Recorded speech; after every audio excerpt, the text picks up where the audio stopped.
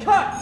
We are here on location for the series At the Movies at Five Stones Church. Now, if you've never experienced a series like this, you are in for a treat.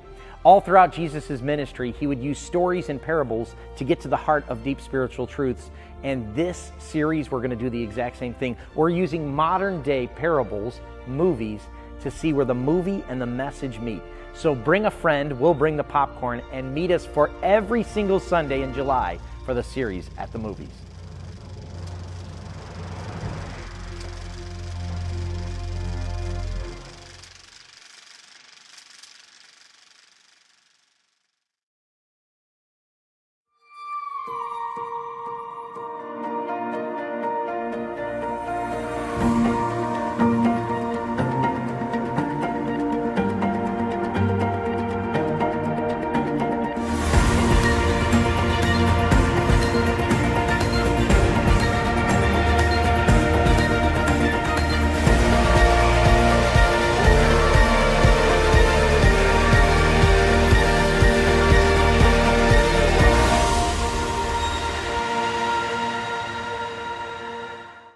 Is anybody else excited to be in God's house on a Sunday morning? Come on, would you put your hands together? Make some noise. So good to be with you. Welcome, as always, to everyone joining us on the other sides of computers and tablets and phones. We're so glad that you are along for the ride, part of our online community. And we are so glad that you're with us. I am excited because today we're going to wrap up the series that we've been in for several weeks on the Beatitudes. And has it been good? Have you enjoyed the series of Beatitudes? Yeah? There's like three of you that did. Me and those four, we really enjoyed it together because I'm actually a little disappointed to see it come to an end because it's been really fun to dive into the words of Jesus in his preamble to the Sermon on the Mount, the most incredible sermon ever preached, ever. And I'm excited about that. But next Sunday, we're going to kick off a brand new series that I want to just speak a word into. And it is probably the most evangelistic series that we do all year. And I love this series. We do it every year. It's called At the Movies. You saw a little bit about that. And it's going to be a great time to invite somebody to join you.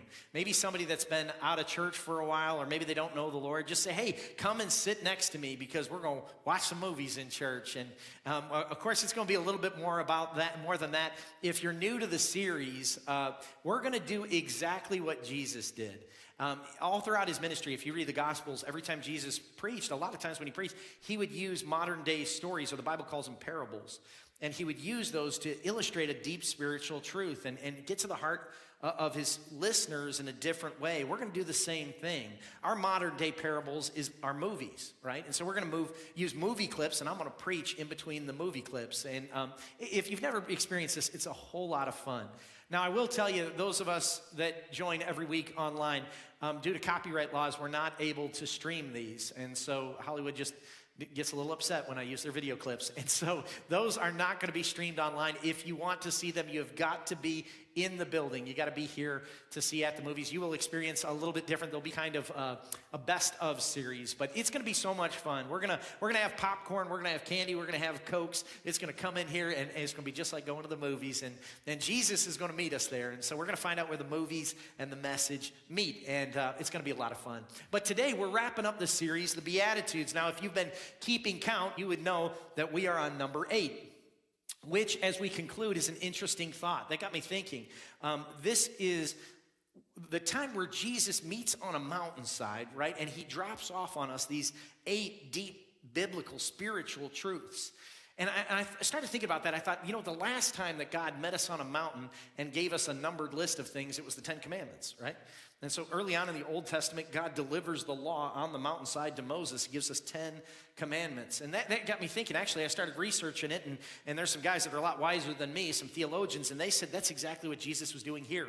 As he's establishing the new kingdom, he is giving us the new commandments. Now, you might say, well, wait a minute, like there's only 8 Beatitudes, there's 10 commandments, how could they be the new one? Well, a little later in Matthew, somebody comes up to Jesus and asks him this question. He says, teacher, which is the greatest commandment in the law? Jesus replied, love the Lord your God with all your heart and with all your soul and with all your mind. He says this is the first and greatest commandment, and the second is like it, love your neighbor as yourself. All the law and the prophets hang on these 2 commandments. In other words, Jesus is saying, hey, these 2, like you get all of the rest of the commandments done if you would just hang on to those 2. So if you take these 2 commandments and you add them to the 8 Beatitudes, you get 10 new commandments. And I don't know maybe if that was what Jesus was doing, but here's what I do know. These are more than just nice little sayings, little fortune cookie statements that Jesus was making. He's trying to give us something deeper here. He's trying to deliver something that's much deeper on this mountainside. And if these are the commandments, the new commandments or not, it's interesting to me that each one of the old commandments, like in the 10 commandments, each one of those started out a certain way, right? They said, thou shalt not, right? It's like, here's a list of stuff that you cannot do. But Jesus, as he's establishing the new covenant and the new kingdom, he starts out each one of these differently. He says, blessed are. Every one of these began with that phrase, blessed are. Over the last several weeks, we talked about that Greek word, makarios, that means fulfilled, a deep fulfillment that you cannot get anywhere else. And each one of these Beatitudes, Jesus says, you're blessed if you do this. In other words, you're going to experience life on a whole nother level if you just follow what I'm trying to tell you. And it's greater than just some statements. I'm trying to drive something deep down inside of you. Each one of them have been transformational. If you missed 1 week, you need to go back online and check out these past messages. Incredible speakers that deliver different topics on these. And each one of them are not just transformative, they're also countercultural. In other words, culture is moving in one direction, and the things that Jesus says is in the complete opposite direction. And each one of them can be kind of shocking, really, as he uncover them. And this one, I believe, might be the most shocking of all of them. Because Jesus gives this incredible statement here that really will mess the way you think. He'll mess you up. And so let's dive into it. It's in Matthew chapter 5, verse 10, that Jesus says this, blessed are those who are persecuted because of righteousness, for theirs is the kingdom of heaven. Now, every one of these are surprising in a lot of ways, but when it comes to this one, I think this might be the most surprising of them all, the most radical of them all. Because what Jesus just said, he said this, you're going to be the most fulfilled that you could possibly be. Remember makarios? That actually means that you'd be the envy of the world, that people would look in and say, man, I want what they have. That's what blessed means. He says, you'll feel like that when people persecute you. What? Like, Jesus, that doesn't make a whole lot of sense. And if I could be just real with you, this is one of the reasons why I wanted to do this series. Like this Beatitude right here was one of the main reasons why I wanted to crack into all these Beatitudes, because I bet, like me, many of you, when you received Jesus, that's not the first thing that you thought. Like, if I can become a follower of Jesus, then maybe I could get persecution. Like that is not something that I would think. Like, if you were going to tell somebody to follow Jesus, like if you were trying to tell them, explain to them what it's like to be a follower of Jesus, what would you say? Like, I would say stuff like, man, if you follow Jesus, then you get the forgiveness of your sins, right? Like, not just that, but he'll give you purpose within. He'll help give you peace. You can have the hope of eternity. These are things that you can get when you follow Jesus. How many of you would say, well, if you follow Jesus, you can get some suffering? Right? Nobody says that, right? Sometimes I think, Jesus, you would have made a terrible salesman, right? Like, who is going to join Pastor Jesus's church? Follow me and you'll get a bunch of suffering in it. And yet that's what Jesus is saying. And I think this is an area that gets a lot of believers kind of mixed up. A lot of Christians get stuck right here because they can't understand it. They feel like I did once, like if I follow Jesus, everything's supposed to go hunky-dory in my life. It's supposed to all get better from here. Well, the truth is, sometimes being a follower of Jesus will require some suffering. And it's almost like in this Beatitude, Jesus knew that this is going to require a little bit more information, some more unpacking. And so in verse 11, he starts to unpack it a little bit further. He said, blessed are you when people insult you, persecute you, and falsely say all kinds of evil against you because of me. Rejoice and be glad. Jesus said, man, when you experience this, get excited, get pumped up. He said, because great is your reward in heaven. For in the same way they persecuted the prophets who were before you. Jesus is trying to tell us that I want you to have a different kind of perspective, a different attitude when you face anger and hatred and persecution and insults. And that's my question to you today. How do you respond when people insult you? What do you do when you're on Instagram and somebody makes a nasty comment about you, like, or social media? Like, how do you respond when that coworker or friend or relative says something really nasty to you? See, every one of these Beatitudes, if you really take them to heart, it'll change you. It'll absolutely change. In fact, you'll transform. You'll so be different from the world that you'll stick out like a sore thumb. Every time that Jesus is talking about these Beatitudes, it ought to be a stark reminder that, man, if I'm to look like that, if I resemble that, then I won't look anything like the world. The Sermon on the Mount actually continues, obviously, after this preamble. After Jesus gives us this list of things, he says, I want you to get these deep down inside of you. And after you do, you know what the very next line of Jesus' sermon is? It's the greatest sermon ever preached. You got to go back and read it. The very next line, he says, I want you to be the salt of the earth and the light of the world. That's what it tells us. Now, you know what salt does, right? Salt makes things better. Salt makes everything better. Come on, somebody. He's like, Mama's baked potatoes are pretty good, but I put a little salt on them. They're even better. You know what I'm talking about? Like those. I like peanuts, but salted peanuts are like next level, right? Next week, we're going to have at the movies, we're going to have popcorn. We're going to put salt all over those suckers because salt just makes things better, you know? And what does light do? Light makes it visible. And so what Jesus is saying this is the hope of the Beatitudes, that my church, that you would be so like Jesus that you become a draw to the world, that they would see your good deeds and they would praise your Father in heaven. And this is what Jesus wants us to do. He says, I'm calling you to a different response. That the world has one response about accusations, about hatreds, and about persecutions that come against us, but I'm calling you to a different level. And Lord knows we're about to get into it. Come on, it's an election season, right? Like, I don't know if you watched that political debate the other day. And we all got opinions, right? I mean, I watched the debate, and like, if you were to come and talk to me one-on-one, I've got all kinds of, like, if they just listen to me, I can fix the whole world. Like, if they just pay attention. But no one's asking me. Like, and so everybody's got their opinions, right? And we're about to enter into a political world, man. Like, there's going to be all kinds of areas for all kinds of offense. And right after that political debate, I don't know if you did this, I got online. As soon as I got online, I tell you what, I didn't see a whole lot of salt and light. I mean, like, I saw a bunch of people saying some stuff. And I think right now in this season that we're about to walk into, there's going to be all kinds of opportunity for offense. And I want you to get ready for that. In fact, Jesus told his disciples in the book of Luke, he said, it's impossible for you not to have the opportunity for offense. Jesus said, this is something that's impossible. He said, there's no way that you can go through this life and not have the opportunity for offense.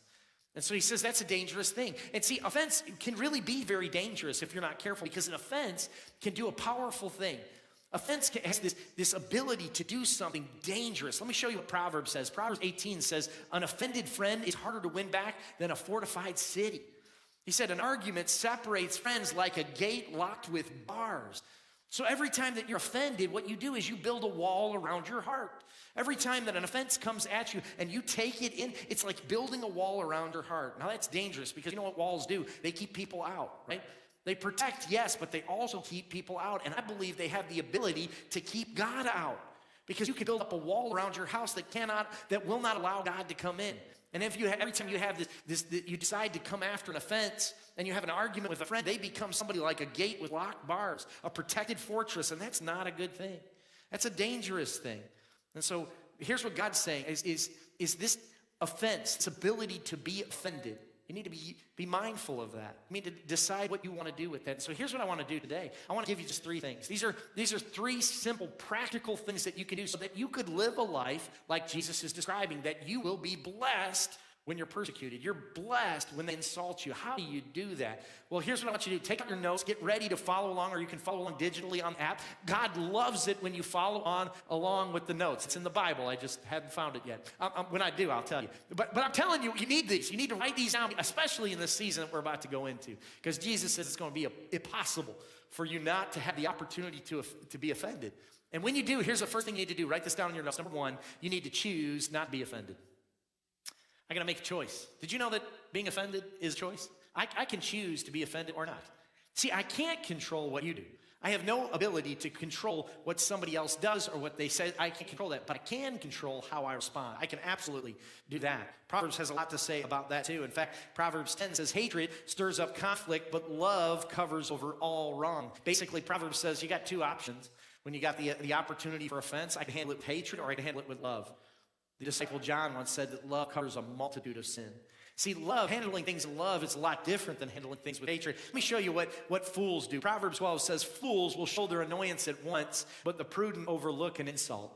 Boy, have you ever known somebody like that? You ever known somebody that, like, when they're mad, when they're insulted, when they feel like they know it and the whole room knows it, you know what I mean? Like they're loud and they stomp and they yell and they say all these things. And you're like, whoa, it's amazing how much one person can stink up a room with their words. You know what I mean? Like it's somebody that just takes that offense and decides, I'm going to throw it right back on you and get upset and mad and angry about that. That's what fools do, the Bible says. But look at what it says, what a wise person does. A person's wisdom yields patience, Proverbs 19. It is to one's glory to overlook an offense. You want glory? You want to receive the glory, the Bible tells you? Just overlook an offense. Oh, that's so easy to say. It's so hard to do. When somebody really offends you, when somebody hurts you, when they do something that you know is wrong, to overlook that, how do you do that? I always think about that. Whenever I think about that, I think about a story I heard about years ago about, I think it was in England. He was a guy, there was an older man, he was on a bus, and he had like a connecting bus. So he took his bus, then he stopped at the terminal and had to wait for the next bus to get on that. And so while he had to wait, he went over to the vending machine, put his money in, and got a packet of cookies and a newspaper.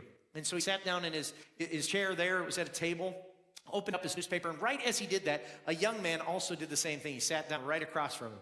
And so he's reading his paper, and he decided to reach around his paper and grab one of his cookies and pop it in his mouth. And right as he did, he noticed the young man that was sitting on the other side of him did the exact same thing, reached over and got one of the cookies. And he was just like livid. I can't believe this kid had the gall to take one of my cookies. He's like, hey, you believe? He just glared at him. And so like he's trying to read his paper, but he was really messing with me. He reached over to get another cookie, and when he did, the boy got another cookie. And he's like, man, he's just livid. I can't believe this kid is taking I bought these cookies, paid for these cookies. This kid's got the moxie to eat my cookies. He just can't believe it. And he's fuming. He can't even read his newspaper anymore because he's so mad about this. And I guess the kid's connecting bus came because he stood up, took one more cookie, and handed him the other one, offered it up to him. And this old man was just furious. He snatched that cookie right from him, popped it in his mouth, and just glared at him as he walked to his bus. Just couldn't believe it. Right as his bus showed up. And so as he saw his bus, he's just so mad chomping on this cookie that he folded up his newspaper, stood up, and the cookies that he bought fell out of his lap. He had been eating the other boy's cookies. And when I see that, I thought, here's two people experiencing the exact same thing, and yet they handled it totally differently. One person decided to get upset and mad and worked up about it. The other kid was acting out of generosity, right? Offering him cookies, letting him have it. And I always think that we have two options when it comes to being offended. When somebody does something to you, you can handle things and be upset and worked up about it, or you can do it like that and you can handle it in love. I think both of these things, it comes down to a word, empathy. In fact, if you're a note taker, write that down somewhere in your notes. Empathy is something that I think is missing in spades in this place. In this world today, we're missing empathy. If you don't know what empathy is the ability to overlook somebody's offenses, something that other people have done. You just put yourself in their position. And you think, this world has gotten so nasty and mean and ugly. And empathy says, I decide that I'm going to think maybe there's something going on in their life that I don't understand. Right? Have you ever heard the phrase hurt people, right? I think it's a true statement. I think people that are hurt tend to lash out and hurt other people because they're going through some stuff and they're trying to process it. And empathy makes the decision that maybe that's the thing that they're going through. And I'm just going to sit in their seat for a minute and I'm going to decide that I'm not going to respond back to them the way I feel like they need to be responded back to because maybe they're going through it. It's like when you're driving down the road, a highway or something, that person cuts you off and then goes slow. You know what I mean? And like the first thing you want to do is hold that arm up and unfold that banana. You know what I mean? You want to unpeel it? Don't do it. Just holster that bad boy, okay? It's going to help us all. Okay? I'm just asking you.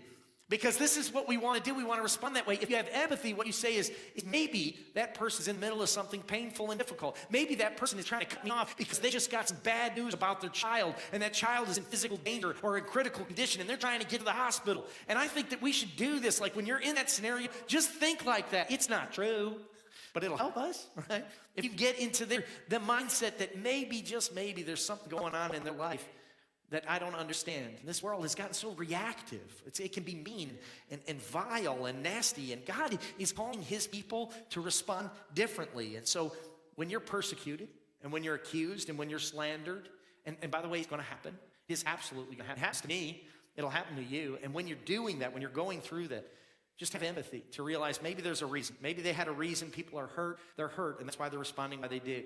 But by the way, all of this that I'm talking about, Jesus explains in depth in the Sermon on the Mount. You ought to read it. It's incredible. Best message ever preached by anybody on the planet. I mean, it's just incredible. And in it, Jesus is giving us this way to live differently. He's calling us to a different level. And so he says, you don't have to, you can choose not to be offended. Here's the second thing that he says you should do. When someone persecutes you, what you can do is heap coals instead of insults. Heap burning coals on that enemy of yours instead of insults. Somebody's like, yeah, now here's something I can get behind, okay? If I can't cuss them out, at least I can throw something burning at them. Like, no, that's not what the Bible is saying, okay? He's saying heap burning coals because it's something different. Like, instead of insults, heap burning coals. I always think, Jesus, if you don't want me to be sarcastic, why'd you make me so good at it? Like that's not what he's saying to do. He says he wants you to, no, don't insult them. Here's the reason why he says burning coals. Proverbs 25 says this, if your enemy is hungry, give him food to eat. If he's thirsty, give him water to drink. In doing this, you will heap burning coals on his head, and the Lord will reward you. See, the kingdom of God is so backwards. He says, you really want to get him? You want to burn him up? Be really, really kind to him. I'm like, Jesus, that doesn't make any sense. Like, the world tells us something completely opposite. Remember, this is countercultural. The world will say if somebody strikes you on the cheek, what do? Dodge to the left and jab with the right. That's what we're supposed to handle that. But that's not what Scripture says. Jesus says if somebody strikes you on the cheek, you offer them up the second cheek. Like, Jesus, you're going to have to start making some sense. Like, that doesn't make any sense to me. How are they going to get what they have coming to them? Jesus says, you want to know how they get it? Then what you do is you pray for them. And don't just stop at prayer. You bless them. You know what blessing is? You speak highly of them to the people they know. Like when somebody insults you and that person that's spreading a rumor about you and a lie about you, the way that you're supposed to respond is to say, man, that person's so amazing. They're awesome and they have great teeth. You know, I mean, you find some way that you can speak highly of them. And then Jesus says, don't just stop at that. Actually find something they need and bless them in that way. What? Like, this is what Jesus would tell us to do. As citizens of this kingdom, we behave totally differently. Actually, Jesus said, what you should do is somebody asks you to go a mile, you go there too. What does that mean? I used to read that and think, well, what is that talking about? Why do I got to walk everywhere? Jesus is saying in that day, what would happen was the Roman citizens, Rome had conquered Israel. Right? And they had to follow alongside what their Roman oppressors told them to do. And there was a law that if a Roman soldier was walking along and he's got his spear and his shield and his helmet, and he's got all this equipment with him, and if he came upon a Jew while he's walking, he could hand him all of his stuff. And by law, legally, that person had to carry that a mile. And Jesus said, don't stop with a mile. When he hands it to you, go 2 miles. And you're like, Jesus, do you realize you just asked me to do a 4-mile round trip with that guy? And Jesus says, yeah, because our kingdom is different. It's different and upside down and backwards. What would that soldier have thought when he did that? It would cause them to say, wait a minute, what are you doing? See, we bless, we don't curse. Look at me, look at me, look at me. We as the people of God, we don't curse, we bless. That means on social media. Like when you don't want to blast them out. I don't care if they belong to your political party. I don't care if what they're saying is completely opposite. We bless, we don't curse. Don't let cursing come out of your mouth. We get to bless people as the people of God. We're called to a different place. That's what we are as Christians, Christ followers. And I think when you have that moment, what you ought to do is say, God, thank you so much. I'm blessed, Lord, to be able to be your hands and feet in this. Peter will back me up if you don't believe me. 1 Peter 3:9, he said this, do not repay evil with evil or insult with insult.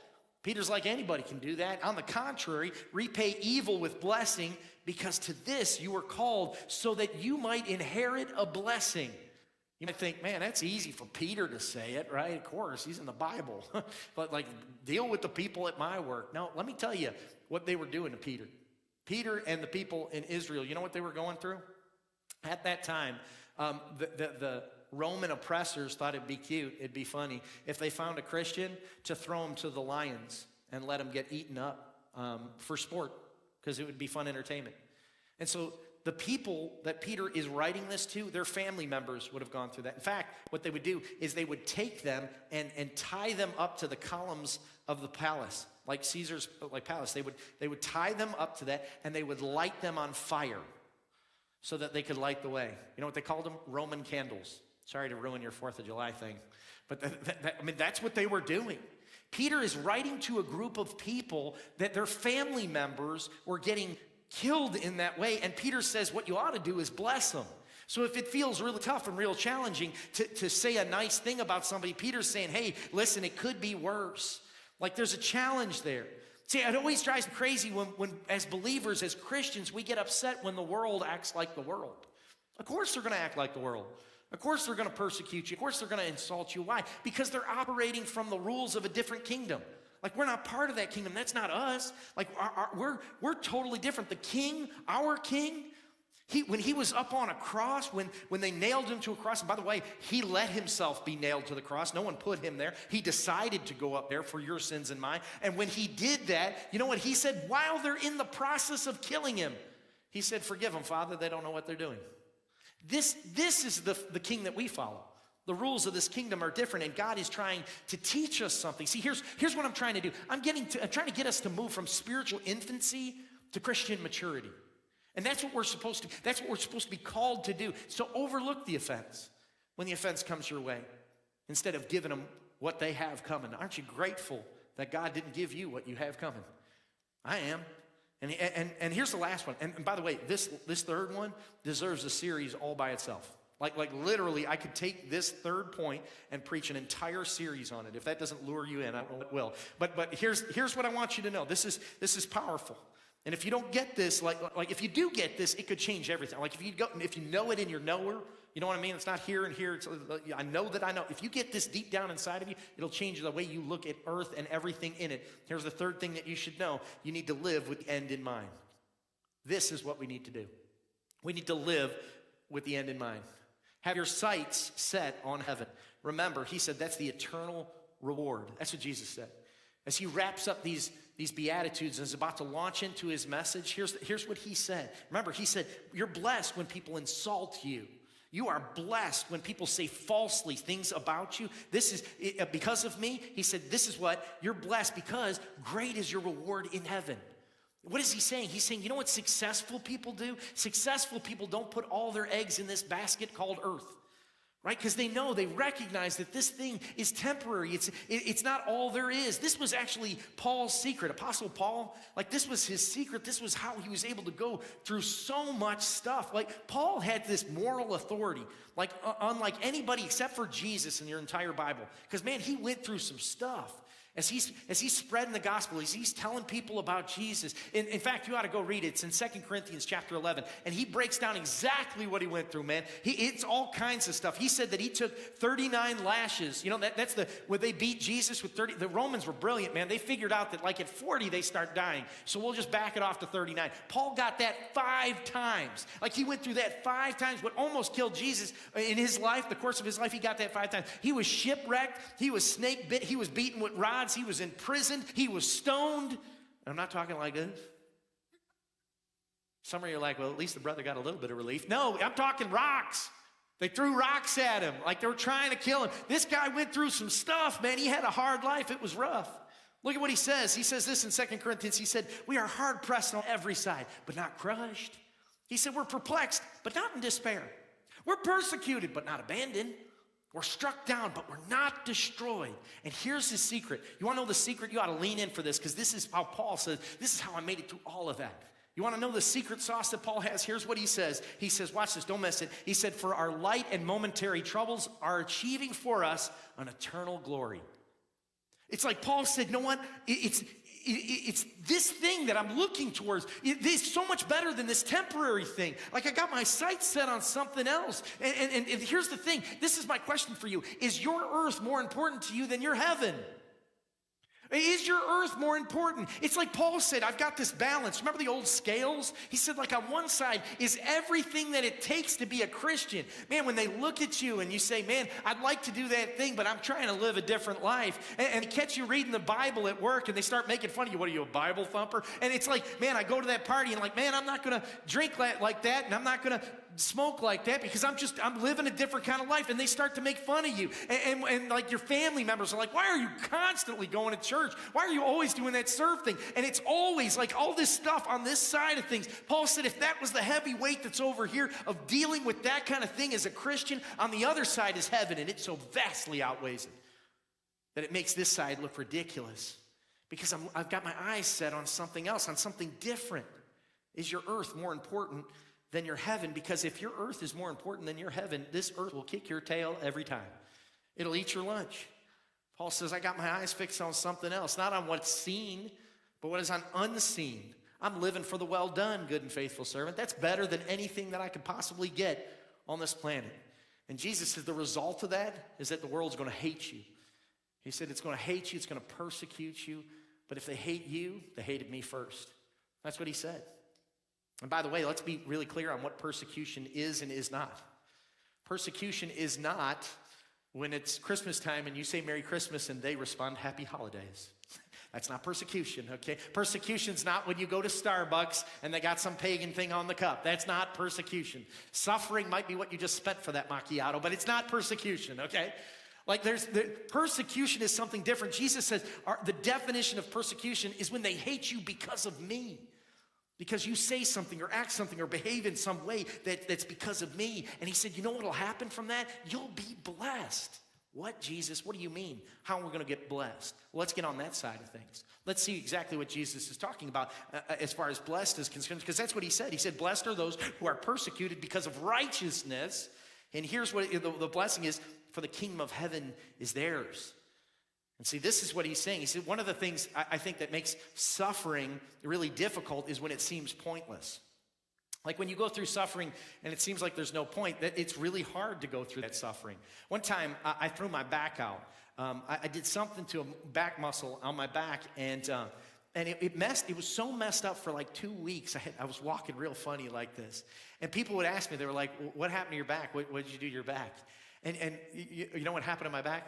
I fell asleep on the couch and took a nap wrong. Welcome to over 40, kids. This is what you have to look forward to. We just give you some ibuprofen and you'll suffer with us. But like, it was like, when people would ask me all the time, they would say like, what happened to your back? Because it went on for a couple of weeks like this. I'm walking funny. What'd you do to your back? You know what I wanted to say? Well, there was an elderly woman and she was being mugged. And the guys were, I was saving these kids from a burning building. That's what I wanted to say.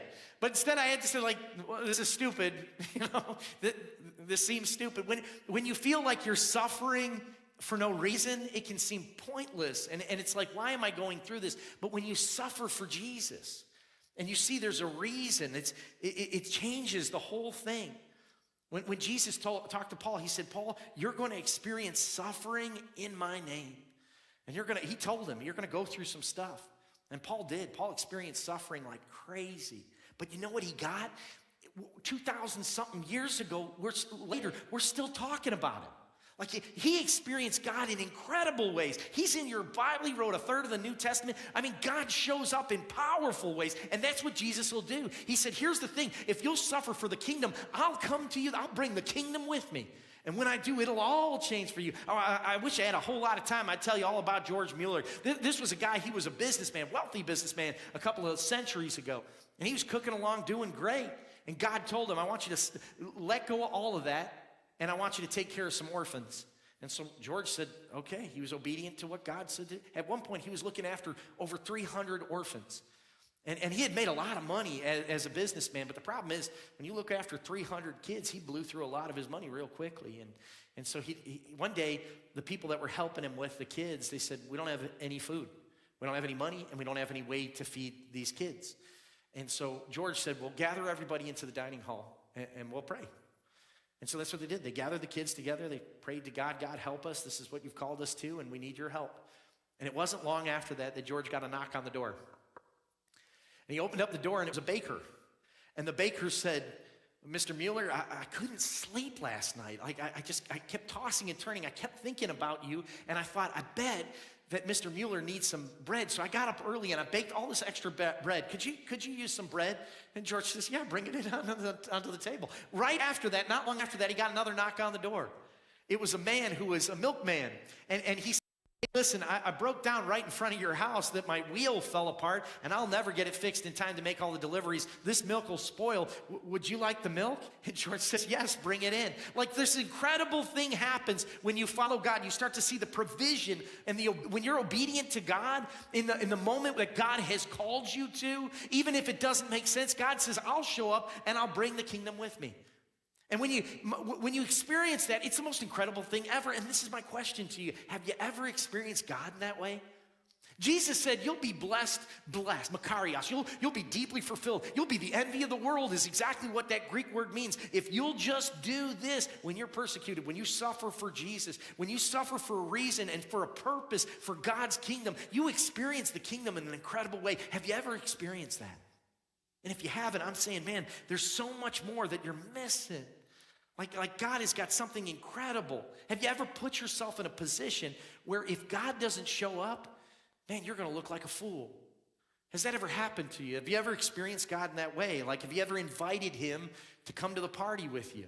Have you ever stepped out with God in a financial way that was like, God, if you don't show up, I've made a commitment here that if you don't show up, I'm going to look like a fool. Have you ever stepped out and told somebody about your faith and were bold? They're like, God, I don't know. If you don't give me the right words, I'm going to look like a fool right here. If you've never experienced that, you're not experiencing what God has called you to. It's an incredible adventure. It's amazing. And this is what God wants for you. I always think about the story of John Sculley. He's another businessman. And when Steve Jobs was creating Apple, he invited him he was trying to recruit him. Steve Jobs was trying to recruit John Sculley. John was the CEO of Pepsi at the time.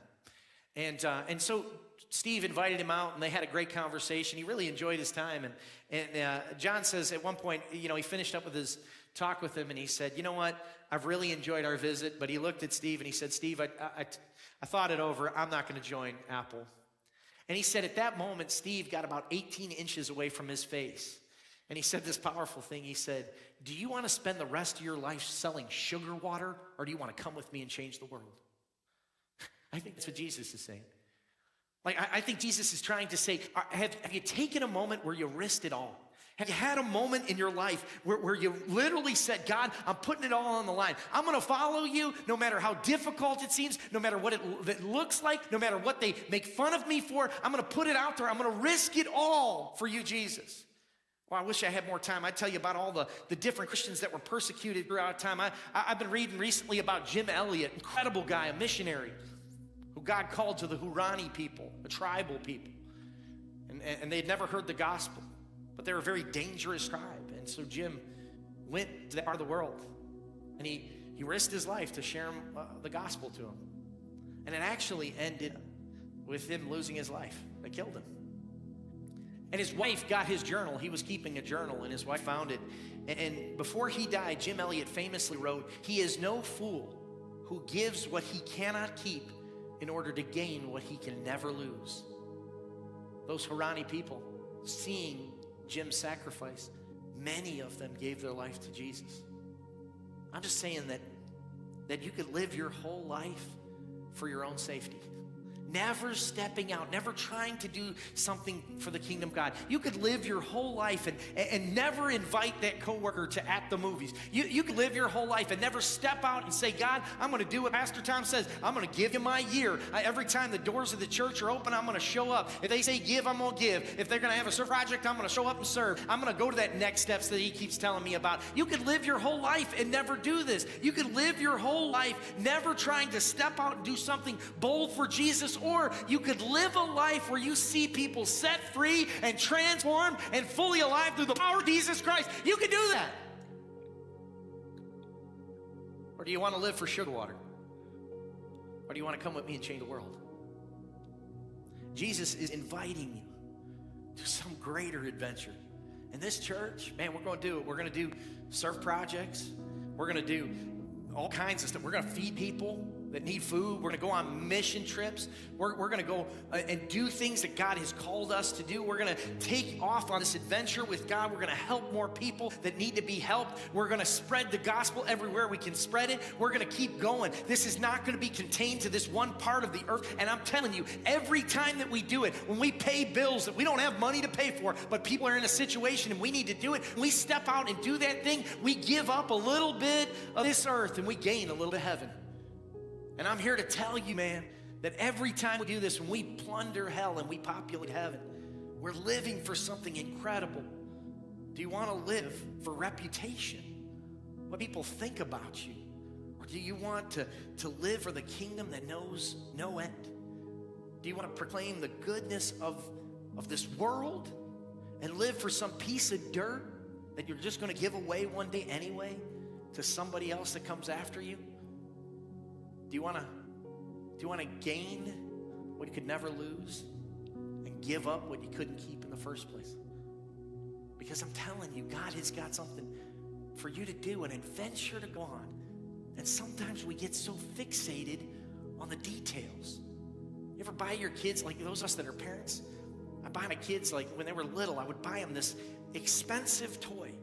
And it was so good and exciting. I knew they were going to love it. I knew they were going to enjoy it. And I buy this expensive toy, and they wrap it up. We put it in the box, and we wrap it up. And the kid opens it up, sees it, and a few minutes later, you know what they're playing with? The box.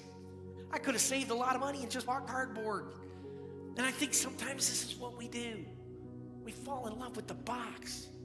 And God's saying, man, don't fall in love with the wrapping paper. This thing is light, it's temporary. But my kingdom's eternal. I've got something for you that you wouldn't believe, an adventure to go on that at the end you would say, man, that was a life lived. Or you could focus on the things of this world. Blessed are those who are persecuted for my righteousness, because the kingdom of heaven is theirs.